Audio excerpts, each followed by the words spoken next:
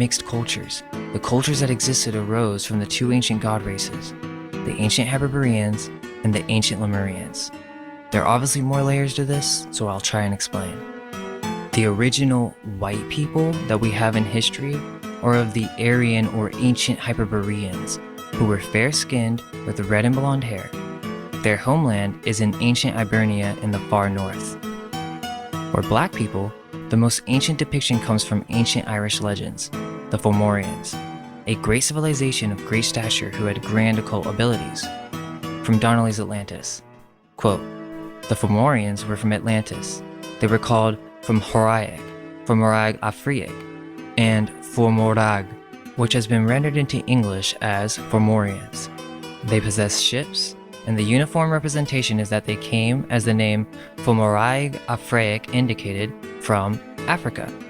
But in that day, Africa did not mean the continent of Africa as we now understand it. Major Wilford, in the 8th volume of the Asiatic Researches, has pointed out that Africa comes from Apar, Aphar, Apara, or Aparika, terms used to signify the West, just as we now speak of the Asiatic world as the East. When, therefore, the Fomorians claimed to come from Africa, they simply meant that they came from the West, in other words, from Atlantis. Now, it is said from these ancient legends that the Fomorians were a warlike race, and that they caused great havoc in the world. These are the times when Atlantis was beginning to fall. War was happening constantly.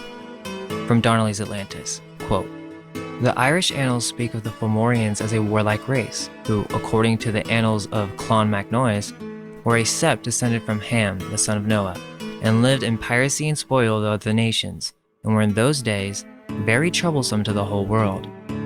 Were not these the inhabitants of Atlantis who, according to Plato, carried their arms to Egypt and Athens, and whose subsequent destruction had been attributed to divine vengeance invoked by their arrogance and oppressions?"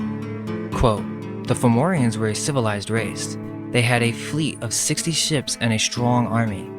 They were basically ancient sea pirates, and some were giants, up to 12 feet tall. They were one of the first explorers of Ireland before the destruction of Atlantis." Quote, "They possessed Ireland from so early a period that by some of the historians, they are spoken of as the Aborigines of the country.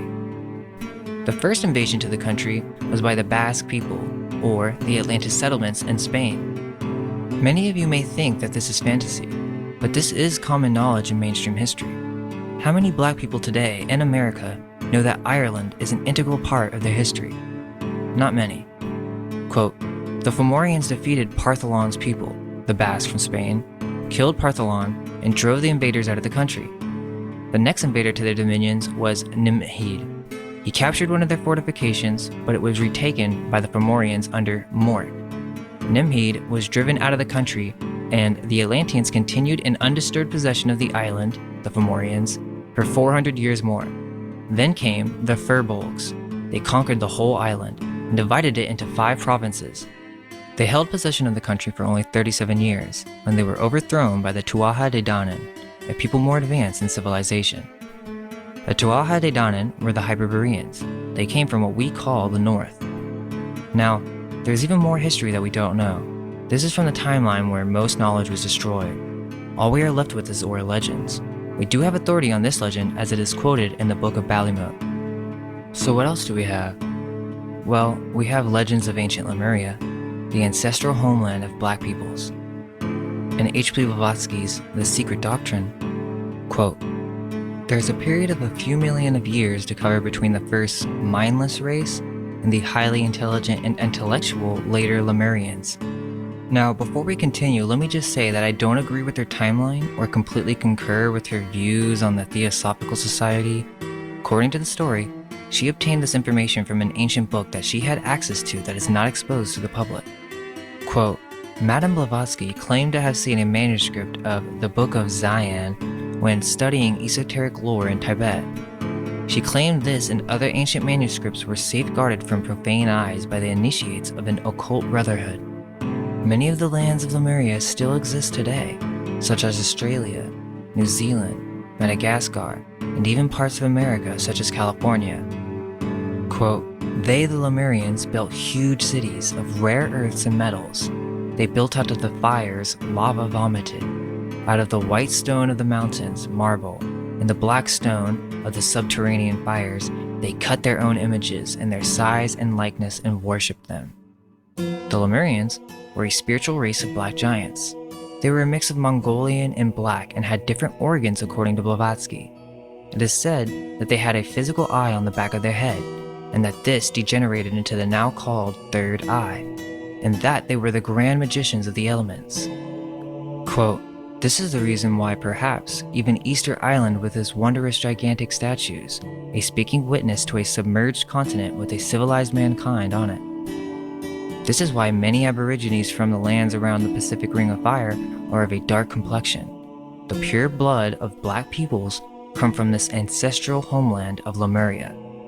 The remnants of this land is in California. The old maps show California as an island because Mu went through many stages and began to merge with the mainland of terra firma as parts of the western coast began to sink. In the occult tradition, root races are basically different versions of the human body in connection with different ages. The first root race was said to be completely ethereal. The second root race had more physical bodies and spawned in Hyperborea.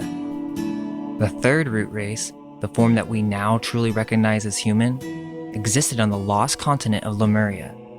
And the fourth root race developed into Atlantis. According to the occult tradition, this isn't all done simply by sexual reproduction. The first root race, the Polarians, from the center pole of our realm, were completely androgynous beings. This esoteric lore is prevalent through the Hellenes as we hear this from Plato. They had the process of asexual reproduction. This changes as it is said that races can manifest into this reality without budding, but through some type of coming down from above or spirit spawning process. As these races developed from spirit and continued their progress through the ages, everything is being recorded into the Akashic records. This affects the next races to come in the coming ages. There were many colonies of Atlantis. We know of one colony today, such as the Olmecs, was a place where many cultures came and traded. These are the Atlantean races, and I'm not 100% sure how the first two are pronounced, but we have number 1, the Romahal, number 2, the Tlavati, number 3, Toltec, 4, First Turanian, 5, Original Semite, 6, Akkadian, 7, Mongolian. Quote, "Thus the first Atlantean races born on the Lemurian continent separated from their earliest tribes into the righteous and the unrighteous, into those who worship the one unseen spirit of nature, the ray of which man feels within himself, or the pantheist, and those who offered fanatical worship to the spirits of the earth, the dark cosmic, anthropomorphic powers, Saturn, with whom they made alliance." It is important to remember that sometimes races did overlap and change both in time frames lived or remnants of them survived in the areas occupied. It should also be remembered that in some cases, a catastrophe was anticipated by the priest more in tune with higher energies, and many migrations into lands currently in existence took place before all of Atlantis was submerged. There was intermarrying not only among the subraces of Atlantis, but also with the remains of Lemurian subraces who had escaped before the fiery end of Lemuria. The first subrace, quote, "The Romahals were a dark race, their complexion being a sort of mahogany black. Their height in these early days was about 10 or 12 feet, truly a race of giants. But through the centuries, their stature gradually dwindled, as did that of all races in turn, and later on we shall find that they had shrunk to the stature of a fur-fused man. They ultimately migrated to the southern shores of Atlantis, where they were engaged in constant warfare with the 6th and 7th subraces of the Lemurians then inhabiting that country. A large part of the tribe eventually moved north, while the remainder settled down and intermarried with these black Lemurian aborigines. The second subrace, the Tlavatli, originated on an island off the west coast of Atlantis. They were a strong race, not as tall as the Romahal, with reddish-brown skin. They were a mountain-loving people who, along with the third subrace, the Toltecs, inhabited the western island which formed part of what is now known as the American continent.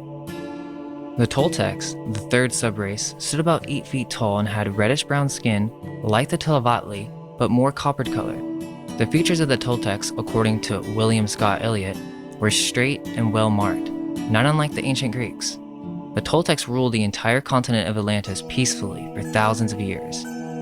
The Turanians, the fourth subrace, originated on the eastern side of the continent. They were yellow-skinned humans who were never a dominant race on the mother continent, though some of their tribes and family races became fairly powerful. The fifth subrace were the Semites, who had their home on the northeastern part of a peninsula which is now Scotland and Ireland. They were a disconnected race, always warring with their neighbors and maintaining their independence from the southern kings. The sixth subrace, the Akkadians, came into existence after the first great disaster. Born on a peninsula further south of the Semites, the Akkadians quickly migrated to the much larger continent of Atlantis.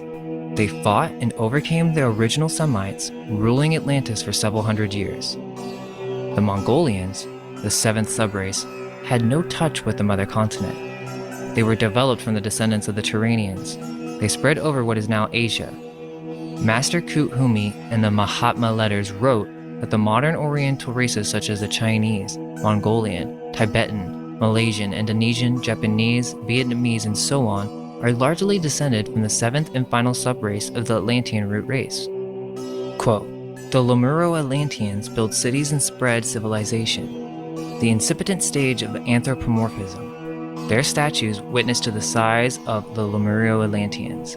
Lemuria destroyed by fire, Atlantis by water, the flood. The destruction of the fourth race and of the last antediluvian monster animals. By monster animals, there were many creatures that used to exist that were truly evil.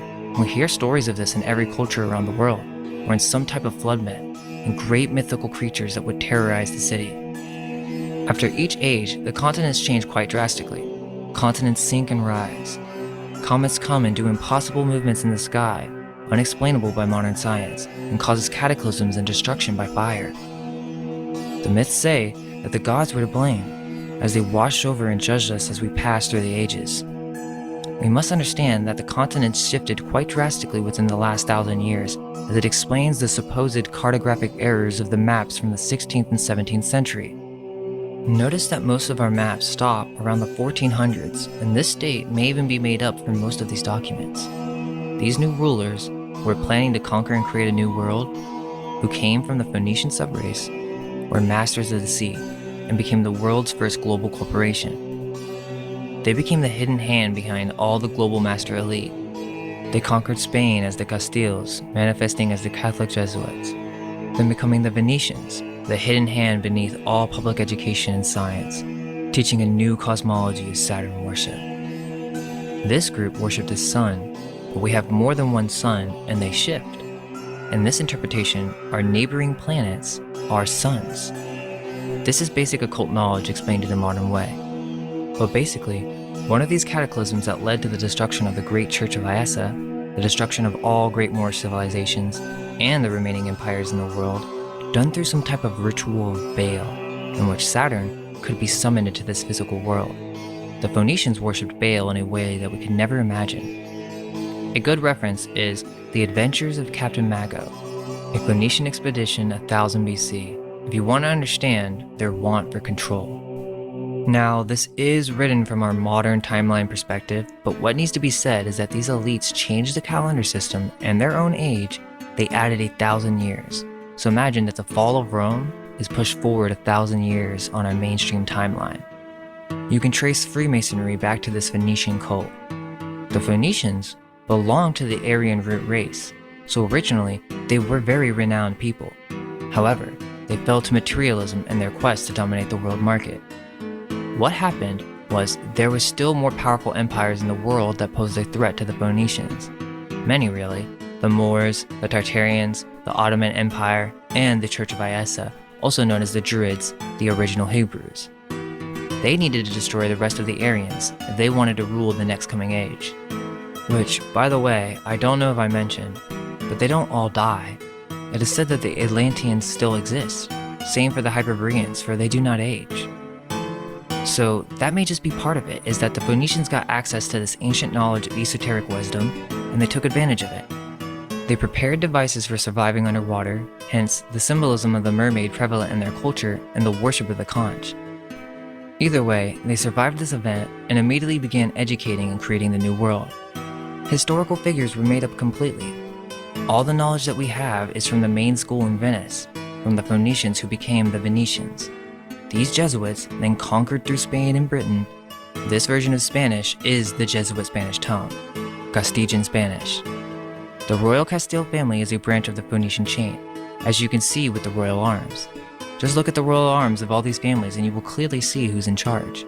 They took old kings and renamed them and gave them new dates.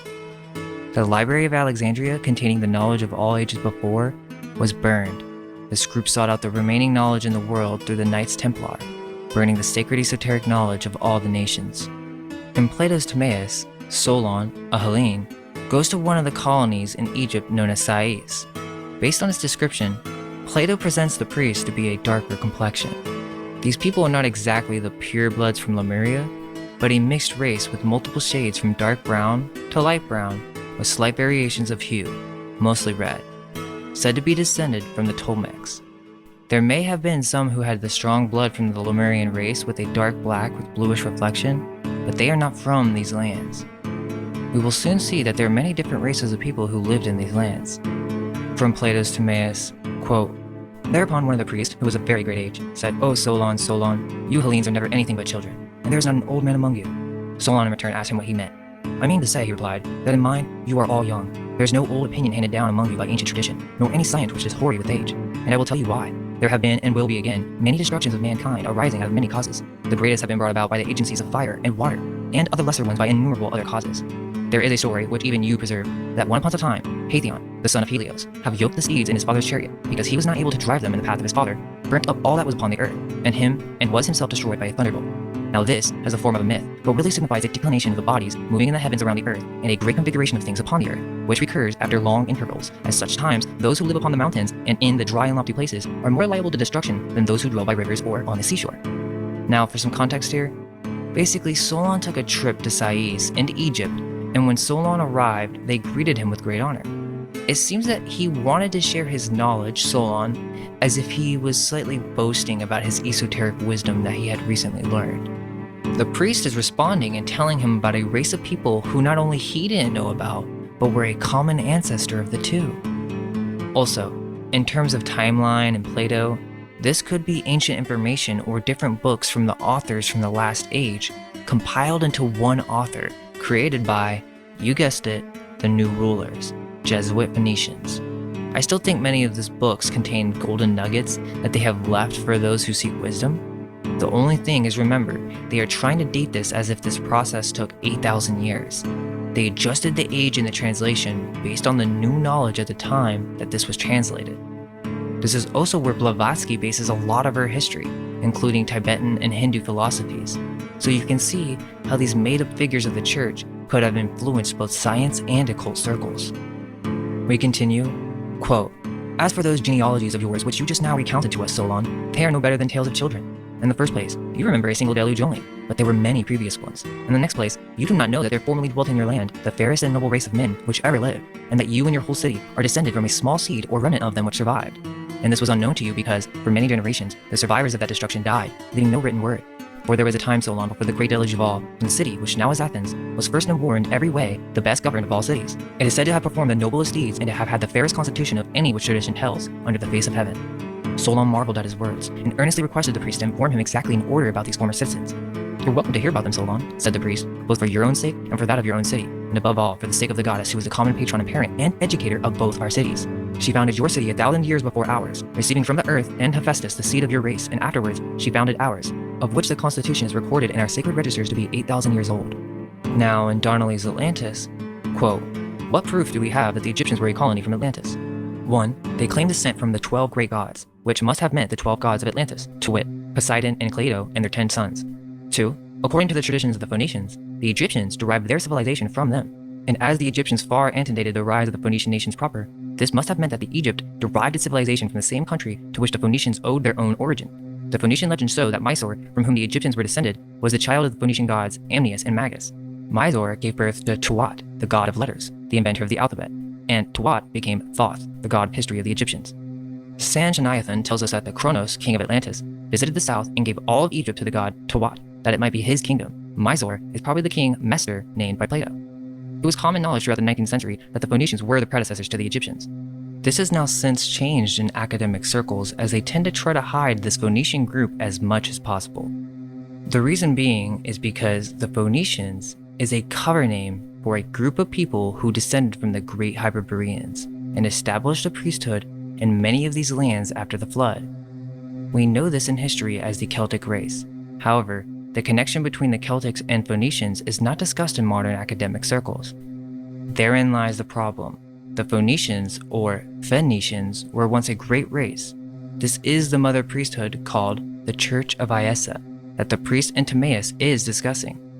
They came and instructed many of the races after the flood, re-establishing the common traits of civilization. The myths of white red-haired giant mummies are common from around the world. These people were hunted by this new group of rulers as well, for they wanted to destroy the pure bloodline of all races so that they could be the only race of God, creating a new bloodline. This group took over the original priesthood of Iessa, labeled them pagans, stole their history, and enslaved humanity and all other races. They took over the Bible and began teaching that God can only be reached through the Church of Jesus, when that the old teachings were never about belief in authority, but in a beautiful mythos that connected divinity and man as one, as a moral respect for nature, a duty for taking care of all life and spreading peace through a divine cosmology of self, one that had been passed down for generations through studying the stars carefully and aligning them to attributes of ego and self. This is how astrology, or astrotheology, was passed back into the world after the flood of Atlantis. These Jesuits and the Church of Rome, who really belonged to the Akkadian subrace, not the original Semites, or in other words, Celts. These Akkadians caused war and destruction among the rest of the Aryan nations, specifically starting with the original Semites, and this is where the Phoenicians come in. They then merged all of this history into one history under the discreet and secret name Phoenicians, which really refers to multiple peoples, and they did this through taking over Rome and then the rest of the world. Quote, "The Great Pyramid in its original and dazzling splendor of light under the Egyptian sun was the object in wonderment and awe to all beholders. It surpassed in sublime grandeur any other monument or structure ever erected by man on this globe. It was considered the greatest of the 7 wonders in the ancient world. Its partial destruction and defacement by removing its upper part and capstone, and by stripping it of the outer casing of white stone, which gave it an aspect of dazzling brightness, leaving it in outward appearance bare and nude, silent and mute as to its mission, as a milestone without a figure. This has been a great loss to mankind. In its former glory, it was a mountain of light, a blaze of brightness, a symbol in the desert. It was a testimonial and living stone, bespeaking to mankind of their inheritance of a spiritual kingdom. At noonday, its lofty golden capstone seemed to be at one with the sun, uniting earth and heaven in eternal unity, a symbolic union of spirit and matter. To mar this sublime pillar, this grand masterpiece of the Irish Magian priest of Iessa was a part of a plot as selfish as any ever conceived. Now another example is Baalbek. That temple was not originally created for Baal, but it is known as that because the Phoenicians took over this land and dedicated ancient Aryan temples to Saturn worship. The original Semites are also known as the Druids or the Irish Magian priest. Now in history, they are known to be the original Druids, the descendants of the Hyperboreans. They re-established high culture after the flood and were known as fair-skinned with red and blonde hair. Now, that doesn't mean there weren't any black people who belonged to this church. There very may well have, as we know now the true history of Ireland, as Fomorians were the original Aborigines before taken over by the Tuatha-De-Danann. Interracial relationship had already begun, as we can see in the story of Timaeus with the Egyptian priest, and many other myths from around the world such as the Aztecs and China. We even have stories of the Queen of Scotia. Quote, "The story of Scotia begins with a Greek king by the name of Gaithalos. In one version of the story, which involves Ireland, Gaithalos is known as Goadha Glas. The word Gael is said to be derived from his name, and was originally from the region of Scythia. It is also said that Goadha Glas lived during the time of Moses, and the latter is said to have cured the former when he was bitten by a serpent. Goadha Glas was also promised by Moses that no serpent or other poisonous creature would inhabit the western island, that his posterity would inhabit it one day. One of Goadha Glas' grandsons, Niul, was invited into Egypt as an instructor by a pharaoh, and eventually married one of his daughters, Scotia. Both Scotland and the Roman name for Ireland, Scotia, are said to be derived from her name. Niue and Scotia's people were later derived from Egypt by a later pharaoh, and wandered around the Mediterranean until they reached Spain. Scotia was said to be a white queen with blue eyes from her native land of Scotland. So it's fair to say that Egypt was a quite diverse culture, not to mention that the hieroglyphs have people of many different sizes. But it begins to make us question whether black people came from Africa. In many references, it suggests that the Tolmecs lived in this area first after Atlantis. The Egyptian culture developed into a multicultural center for learning and spiritual development for all races. Plato even came to Egypt supposedly to go through a ritual in the Grand Pyramid. It seems that Egyptologists are happy to distort the history of these lands and slap on dates however they like. They also are hiding evidence from being explored, as many sites are still hidden to the public. The story of Egypt and its timeline is distorted because it is the last remaining power edifice from the last age. Not only did the Phoenicians take control of the spiritual center of the world, they destroyed all conflicted evidence of this root race and all her sub-races. This could be why the leaders still to this day show off these Egyptian artifacts around the world to show who the new true rulers are. Quote, "It was conceived and put into effect by the ruling spirits at the head of the Roman Church and state of their day, who cherished the ambitious and far-reaching idea of nothing less than universal rule for their church and empire. In the course of these pages, I will endeavor to explain and expose the conspiracy and the means by which those designing men who composed it advanced their project. And with the aid of their successors, they, I purpose to show, by persistent effort, brought the greater part of the Western world under their empire and church dominion, and brought this conspiracy to an almost complete success. It was the idea held by the leaders of the Roman Church and state, they were practically one, that all power should be centralized in the head of the church, who was emperor of the state. And any and all religious institutions which in any way conflicted with this ideal were to be done away with. For this reason, the mystery cults were suppressed, and initiation into the ancient or esoteric mysteries were forbidden, so that no religious establishment, worship, or practice would exist which would draw and hold men to it other than the Roman state church. And besides, as the study and preparation necessary for those who were selected for initiation into the higher mysteries was such as to develop a highly philosophic and spiritual state of mind, such study and preparation did not comport with the object which the church rulers had in view. Such minds would not yield adherence to a mere political and idolatrous church, which doctrines were, in the main, intended for the uninstructed multitude. Such minds could not be dominated by a political or mercenary priesthood. They were enlightened men, and they stood in the way of the church project. Therefore, the institutions which produced such men were to be suppressed. Connor McDarry.